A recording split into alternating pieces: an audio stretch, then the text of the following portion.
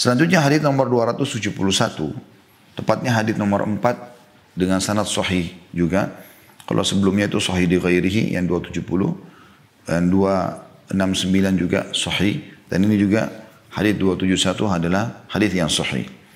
Dari Jabir bin Abdullah radhiyallahu anhu, beliau dan ayahnya adalah sahabat, bahwa Rasulullah SAW bersabda, man hafara ma'an lam yashrab minhu kabid, atau lam yashrab minhu kabidun harra min jinnin wala insun wala ta'ir illa ajrahu Allahu yawmal qiyamah wa man bana masjidan kamafhasi qatatin aw asghara banallahu lahu baitan fil jannah. Barang siapa yang menggali air, maksudnya sumur, yang tidaklah satu hati yang haus, ya.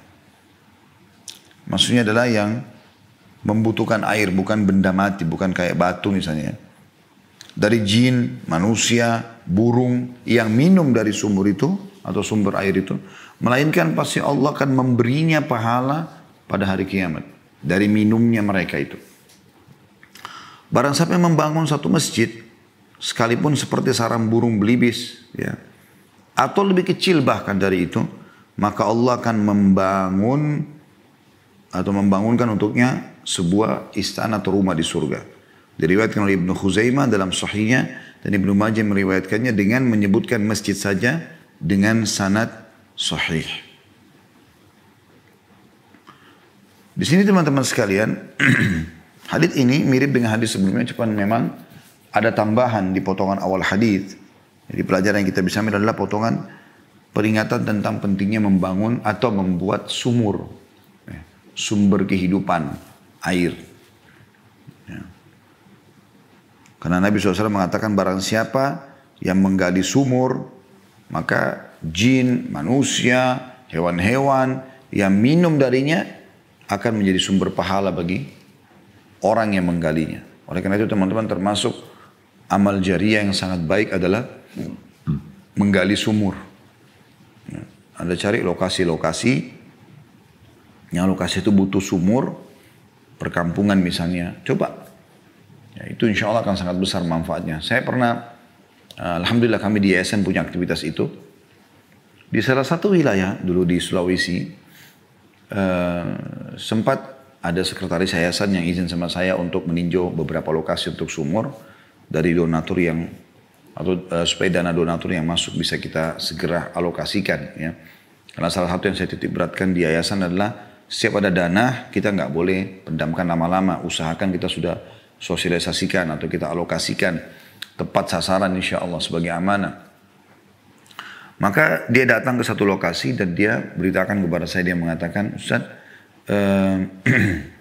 ada satu lokasi, kurang lebih ada 100 kakak, muslim semuanya. Mereka tuh nggak punya sumber air. Jadi kalau mereka mau ambil air, mereka harus naik ke atas gunung, ya, sekitar 3 kilometer ada sumber mata air di sana. Jadi tiap hari masyarakat kampung itu ngambil air, kemudian mereka pikul, mereka bawa untuk kebutuhan mereka masak, mandi, sholat dan seterusnya.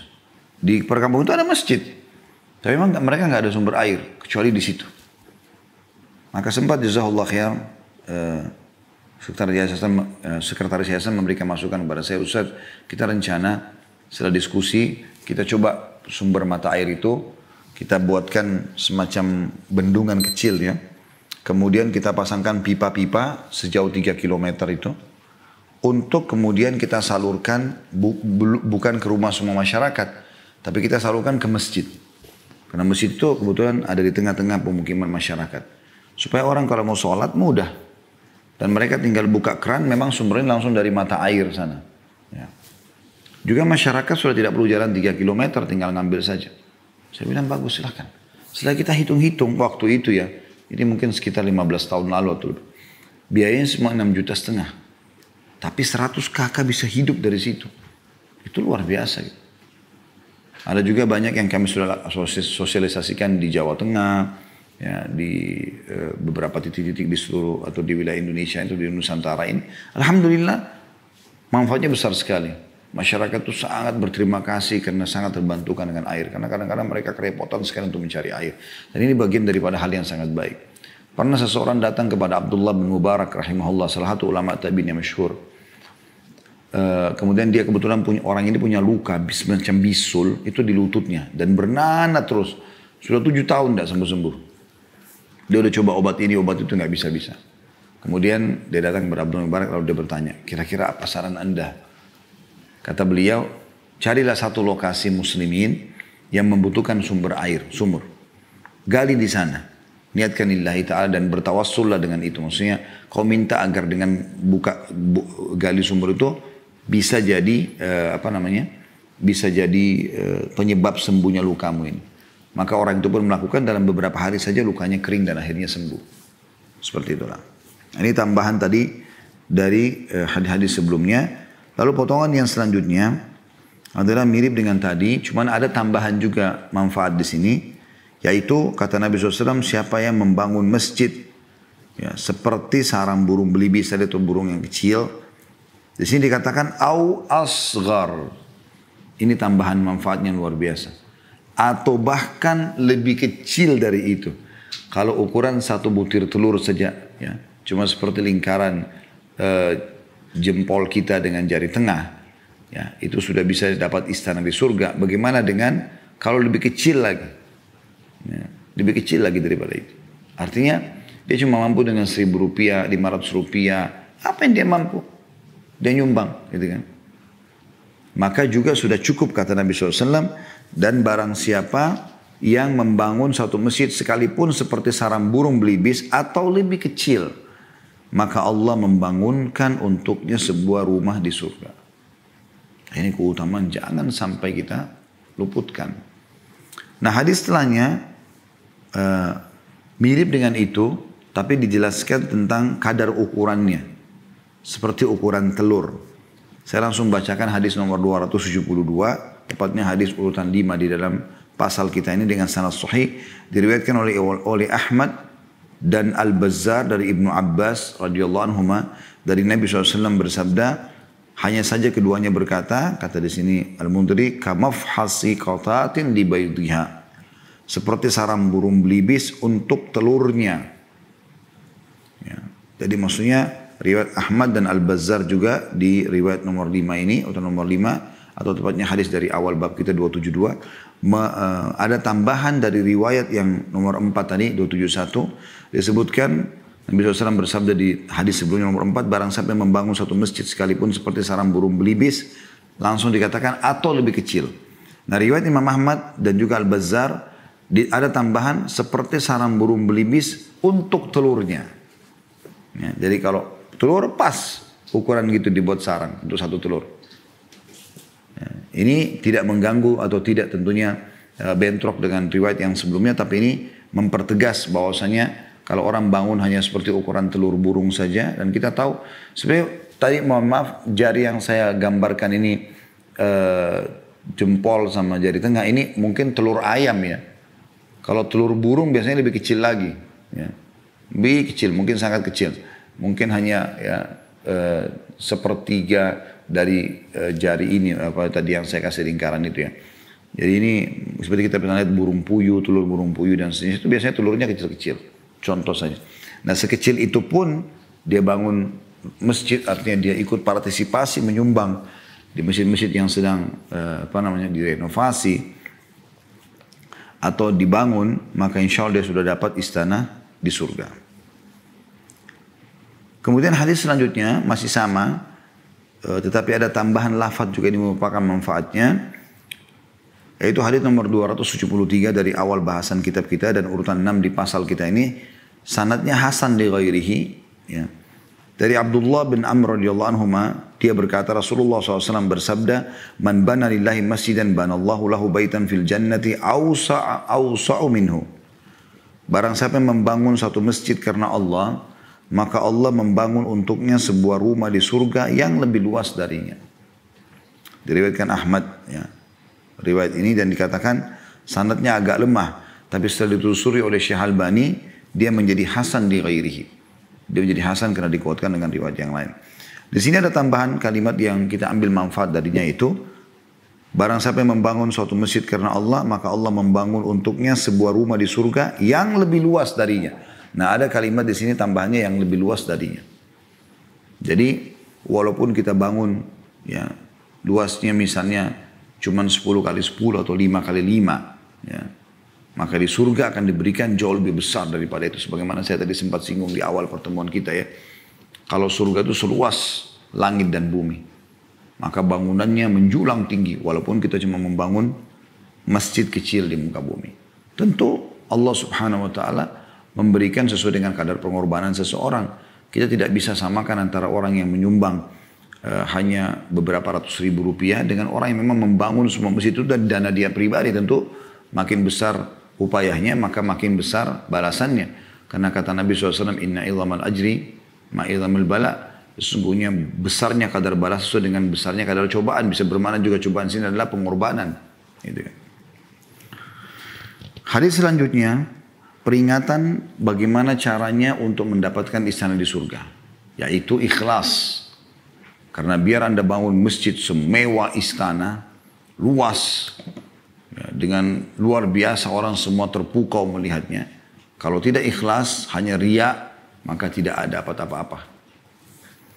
Hadis nomor 274 tepatnya urutan 7 ya dari awal bahasan kita di pasal ini urutan 7 hasan di ghairihi, diriwayatkan dari Aisyah radhiyallahu anha dari Nabi SAW beliau bersabda, man bana masjidan la yuridu bihi riya'an wala sum'ah banallahu lahu baitan fil jannah. Barang siapa yang membangun suatu masjid bukan karena riya, bukan karena pamer dan sum'ah untuk dibadikan bahan sebut-sebutan, maka Allah membangun untuknya sebuah istana di surga. Diriwayatkan oleh At-Tabarani dalam Mu'jamul Awsat. Ya. Kita lihat hadis ini ada penekanan penting, yaitu masalah siapa yang membangun rumah untuk Allah bukan karena riya, bukan karena ingin dipuji oleh orang, bukan karena sum'ah, bahan kebanggaannya dia, gitu ya. Maka dia baru dapat istana di surga. Nah, hadis ini melengkapkan bahasan-bahasan hadis sebelumnya. Jadi tidak cukup hanya sekedar punya duit, punya keinginan, lalu sosialisasikan. Tidak, harus dikemas semua itu dengan keikhlasan karena Allah Subhanahu wa ta'ala. Ini penting. Ya. Dan kata Nabi SAW dalam hadis yang lain, Inna Allah la yakbalu amalan illa makana khalisan liwajhi. Allah tidak akan pernah menerima amalan kecuali yang ikhlas karenanya. Baik. Tentu bahasan ikhlas ini panjang sekali ya. Tetapi yang perlu kita garis bawahi, semua amal yang tidak ikhlas, sedikit saja riya, maka sudah cukup untuk menghancurkannya. Karena kata Nabi SAW, al-yasiru minar riya syirk. Sedikit saja riya sudah syirik. Hadis terakhir dalam pasal kita ini, pasal ke-6, masalah anjuran untuk membangun masjid, adalah hadis nomor 275 dari awal bahasan kitab kita, urutan ke-8 ya, di pasal ini dengan sanad hasan dari Abu Hurairah radhiyallahu anhu. Dia berkata, Rasulullah SAW bersabda, inna mimma yalhaqul mu'mina min amalihi wa hasanati ba'da mautihi ilman 'allamahu wa nasyarah aw waladan salihan tarakah wa mushafan warrathah aw masjidan banah aw baitan libni sabilin banah aw nahran ajrah aw sadaqatan akhrajaha min malih fi sihhatihi wa hayatihi yalhaquhu min ba'di mautih. Sesungguhnya di antara yang akan menyusul atau menyertai seorang mukmin dari amal dan kebaikan-kebaikannya setelah kematiannya, setelah mati masih berjalan terus pahalanya, adalah yang pertama, ya bagi teman-teman yang pegang bukunya dikasih angka 1 di atasnya, ilmu yang diajarkan dan disebarkannya. Ini angka 1. Yang kedua, atau anak soleh yang ditinggalkannya. Yang ketiga, atau mushaf yang diwariskannya. Yang keempat, atau masjid yang dibangunnya. Yang kelima, atau rumah untuk ibnu sabil, orang terputus jalan, yang dibangunnya. Yang keenam, atau sungai yang dialirkan Dan yang ketujuh, atau sedekah yang dikeluarkannya dari hartanya pada saat dia sehat lagi hidup. Semua itu menyusulnya sesudah kematiannya. Diriwayatkan Ibnu Majah, dan lafaz hadis ini adalah lafaznya Ibnu Khuzaimah dalam sahihnya dan Al-Baihaqi, dan sanad Ibnu Majah hasan, wallahu a'lam. Hadis ini teman-teman sekalian menjelaskan kepada kita tentang masalah bagaimana seseorang muslim memikirkan apa yang bisa menambah amal dia setelah dia meninggal. Ya. Karena umumnya orang kalau sudah meninggal, dari dia sendiri, dia udah nggak bisa melakukan apa-apa. Dia udah meninggal. Dia udah nggak bisa lagi keluar dari kuburan, hadir ke masjid, sholat, dia sedekah, dia baca Quran, sudah nggak ada lagi. Sudah terputus semua. Apa yang sudah dia kerjakan itu yang dia terima. Tetapi Allah yang maha suci dan maha pemurah masih memberikan kesempatan bagi orang-orang beriman agar ia bisa mendapatkan tambahan pahala.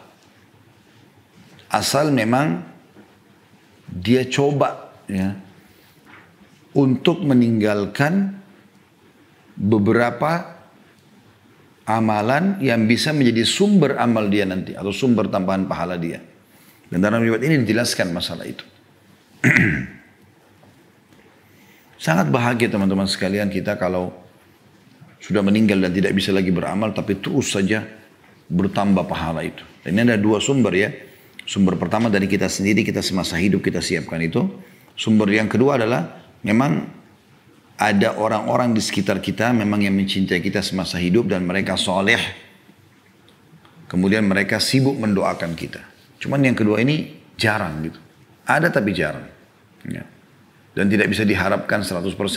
Cuma yang pertama ini yang bisa diharapkan adalah Anda sendiri meninggalkan sumber-sumber yang bisa mengalir terus pahala bagi Anda setelah Anda meninggal.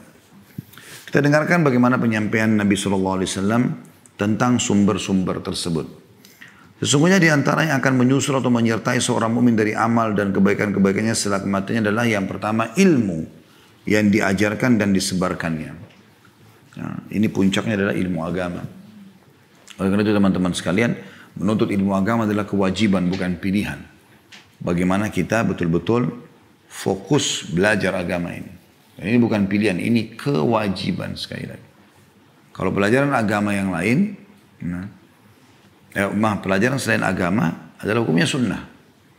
Tapi Anda belajar agama wajib, bukan pilihan.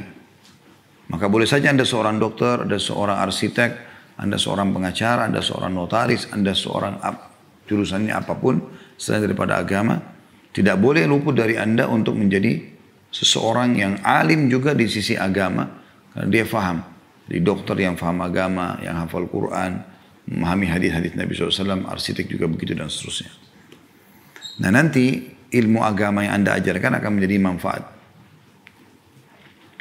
Atau juga ilmu umum, matematika, fisika, biologi, bermanfaat bagi manusia. Ini juga sama masuk dalam, tapi ini datang nomor yang kedua setelah ilmu agama yang pertama. Itu yang pertama tentunya ilmu yang diajarkan dan disebarkan. Yang kedua adalah anak soleh yang ditinggalkannya. Dan ini ada penekanan tentang pentingnya untuk memiliki anak yang dididik secara agama. Kita tidak cukup punya anak. Tapi anak itu bisa jadi amal jariah nggak buat kita. Dan Anda harus bekerja keras untuk ini. Usahakan anak kita programkan dia agar selalu mau baca Quran, selalu mau ikut tahfidz Quran. Buat dia cinta dengan Quran, buat dia cinta dengan agama. Bermula, terutama ibu-ibu yang biasa banyak waktu sama anak-anak, jangan pernah tanamkan cita-cita buruk yang sifatnya apalagi bermaksud kepada Allah bagi anak-anak atau pada anak-anak. Anak saya cantik sekali, kamu cantik nak. Mudah-mudahan kau jadi seorang artis yang terkenal. Atau ibu mau nanti kau akan menjadi seorang pemimpin yang berkuasa. Walaupun kau harus menindas orang misalnya. Dan seterusnya. Ini jangan ditanamkan masalah itu. Tanamkan hal-hal yang baik. Nah, insya Allah mudah-mudahan nanti kamu akan menjadi orang yang soleh. Atau kalau perempuan solehah. Selalu sholat malam itu kebiasaan Nabi SAW dan seterusnya. Jadi tanamkan supaya mereka itu menjadi anak-anak yang baik soleh. Karena itu nanti akan menjadi amal buat kita. Semua apa yang dia kerjakan akan jadi amal buat kita. Sebaliknya kalau Anda mengajarkan hal yang buruk dan ternyata dia lakukan, dan Anda sumbernya, Anda yang menyuruh tadi awal, maka Anda akan panen dosa di situ. Bagi yang belum dikarunia anak, tentu berdoa kepada Allah SWT agar dikarunia anak. Tidak ada kata putus asa. Nabi Zakaria AS dalam surah Maryam 10 ayat pertama dijelaskan masalah itu. Dia sempat sedih karena sampai umurnya kurang lebih 100 tahun, istrinya sudah 90 tahun dan istrinya mandul, tetap dia berharap diberikan anak. Dan Allah karunia dia anak, ya, Yahya. Yang Allah nobatkan juga menjadi nabi, penerus daripada Nabi Zakaria alaihi wassalatu wassalam. Nah di sini orang yang belum dikarunia anak, dia bermohon kepada Allah SWT, tidak ada yang mustahil. Kemudian yang keempat, yang ketiga. Jadi yang pertama tadi adalah ilmu yang bermanfaat, yang diajarkan dan disebarkan. Yang kedua adalah anak soleh yang mendoakan. Yang ketiga mushaf yang diwariskannya. Suka bagi-bagi Al-Quran. Anda bisa buat percetakan Al-Quran. Bagi gratis. Sebarluaskan di sekolah-sekolah tahfidz Quran. Bagi-bagikan kepada kaum muslimin. Karena setiap kali dibaca, diulangi, Anda akan dapat pahalanya. Yang keempat, atau masjid yang dibangunnya. Dan ini saksi bahasan kita. Masjid yang dibangunnya. Dan sudah kita jelaskan panjang lebar tadi tentang pembangunan masjid. Ya, walaupun tidak bisa utuh, tetap dia akan dapat istana di surga. Selanjutnya, ya, yang kelima adalah rumah untuk Ibnu Sabil. Dan Ibnu Sabil adalah orang-orang yang terputus jalan, orang yang tidak tahu harus tinggal di mana. Anda siapkan berapa petak rumah, bukan dikos-koskan, atau memang dia fungsi untuk amal soleh. Diletakkanlah di situ. Janda-janda yang susah, orang-orang yang miskin. Selanjutnya, yang keenam adalah sungai yang dialirkan. Ya, dalam arti kata dia buat perairan. Ini mirip juga dengan sumur lah ya. Yang ketujuh, sedekah yang dikeluarkan dari hartanya. Nah, ini di garis bawah ini tambahan ilmunya juga. Dari hartanya pada saat dia sehat, lagi hidup. Pada saat dia sehat, lagi hidup. Jadi ada syarat di sini, dia mengeluarkan hartanya justru pada saat dia sehat. Dia sibuk bersedekah. Dan pada saat dia hidup. Jadi jangan sampai nanti sudah mau meninggal dunia, baru kemudian sibuk mau mengeluarkan sedekah. Ingat teman-teman, penyesalan akan datang terakhir nanti. Anda sudah malaikat maut, Anda sudah tahu ternyata tidak bisa lagi Anda berbuat apa-apa, maka pada saat itu Anda menyesal. Apa yang Allah sebutkan dalam akhir surah Al-Munafikun, A'udzu billahi minasyaitonir rajim, ya ayyuhalladzina amanu anfiqu mimma razaqnakum. Ya. Hai orang beriman, sedekahkan apa yang kami berikan kepadamu. Min qabli an ya'ti ahadakumul maut. Sebelum salah seorang dari kalian kedatangan kematian. Fayaqula rabbi. Lalu dia mulai berkata pada saat itu, laula akhartani ila ajalin qarib.